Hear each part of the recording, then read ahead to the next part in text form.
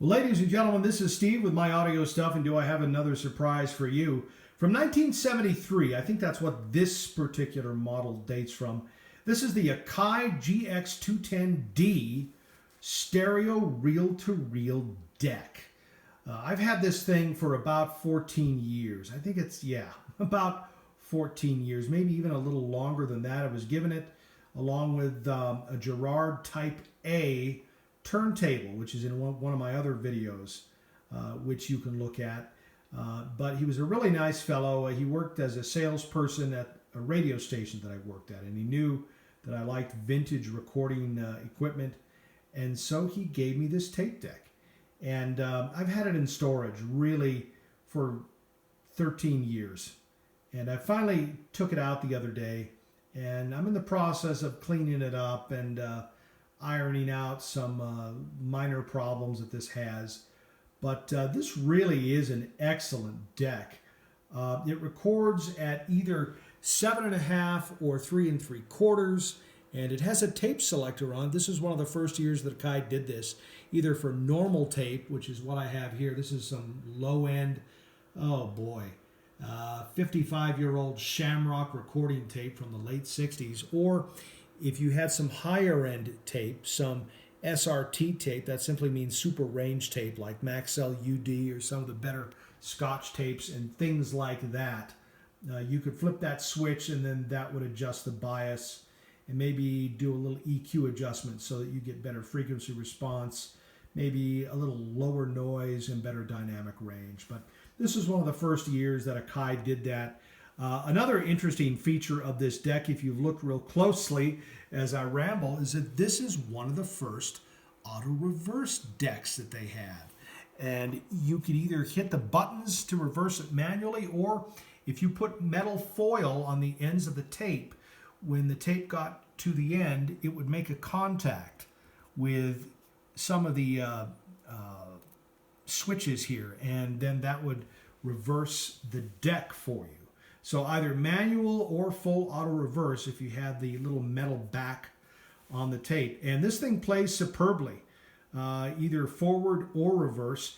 This is pretty much an all manual deck. It is a geared deck. It's not a solenoid operated deck. I used to have an Akai, I think it was a 270 from about 1980. I got it when I was 19, and it was like this, but it was all solenoid operated. And overall, I got excellent recording results with it. This particular model, the specs, might as well give them to you, 30 to 25,000 hertz, plus or minus probably closer to 2 dB at 7.5 inches. And then if you slow it down to 3 3/4, it's still above 20. So about 30 to 22,000 hertz. But you get excellent results, a little less dynamic range, so if you're recording stuff really hot, you would want to turn the recording level down when you record it at the slower speeds, or you'll oversaturate on the tape. But sonically speaking, this deck captures it all. I've been recording with it for the last few weeks. I put my daughter's, I know you'll hate me, her Barbie CD on this reel, along with the Fleetwood Mac Rumors album on this reel-to-reel, and just to see what kind of music it would handle, and it has absolutely no problem recording really anything in the audio range. Just speaking by listening to it, I would say that this has really good transit response. I would say that this is really wide in its frequency response. It wants for nothing in the high end. Very easy to bias.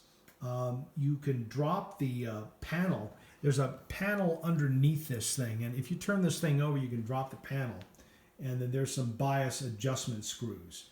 And because this thing, well, because the tape in it is twice the width of cassette tape, so the tracks are twice the width, and because it runs at twice the speed to 4 times the speed of a cassette deck, biasing even with really cheap semi-crappy tapes like the Shamrock tape from the late 60s is really easy to do, and you can get excellent results excellent results from most tapes. Signal to noise ratio on this, just by listening to it, it's probably around 70 dB.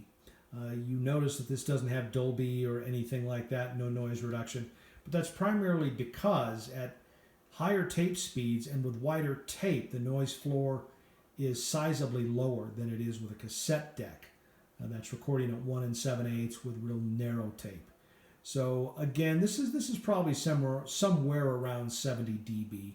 So it's in between Dolby B, the upper end of Dolby B, and the start of Dolby C as far as its noise floor. Dynamic range is really quite excellent on this. Frequency response, like I told you, very effortless on this. Probably one of the best things that Akai ever did, one of their better developments for tape decks in general, and they made a lot of reel-to-reels, was the development of the glass and metal or ferret tape head with a focused field. You can see it right there. I think it was an Akai 270, and it like this had glass heads on it, but I wanted for nothing. Unless you're going to run sandpaper through this thing or hit the heads with your knife blade or chisel them or things like that, throw rocks at it, these heads will last you a very long time. They are in many ways superior to metal heads. I know I've heard people say, they are prone to, pitting and things like that. I don't doubt that that might be a possibility, but unless you run really dirty tape and don't keep the unit clean, you're not really ever going to have to worry about heads with these particular decks. The glass ferret heads are probably some of the finest developments, I think, of anybody out there with reel-to-reel decks. I'll show you this thing just really brief. I have it obviously set up in my kitchen. It's actually a good place to set audio stuff up. I get people mad with that, but might as well show you the back. So you can hook the regular RCAs up, and then it also has a DIN plug. I'm not illuminating that very well for you to see, which you can hook to it as well. And then this may have been a overseas model, I'm not sure, but you can set the power to 50, 60 hertz and then pull the fuse out, and then there's a dial, and you can set it for the voltage of where you're at to optimize this particular deck. But it's a really fine reel-to-reel. It really is. These are probably one of the biggest sellers, actually, this model right here for Akai, at least during the 70s, because of the glass heads and because it was an auto-reverse model and because it was a mostly mechanical model. So there weren't a lot of things to break down. This is, I think, a 5-circuit board model. I've been inside it and sprayed it out, and I've actually replaced some of the capacitors in it and things like that. But it's really pretty extensive as far as the electronics are concerned in this unit. But this is a fine unit. Again, from about 1973 for some of you nostalgia people. But probably one of the better decks from Akai. Well, that's about all I have. I do have another site if you're interested, a Father's Devotions. That's also on YouTube. And actually both these sites, my audio stuff and a Father's Devotions, are on Rumble as well. Well, that's all I have to say, folks. God bless you all. Bye-bye now.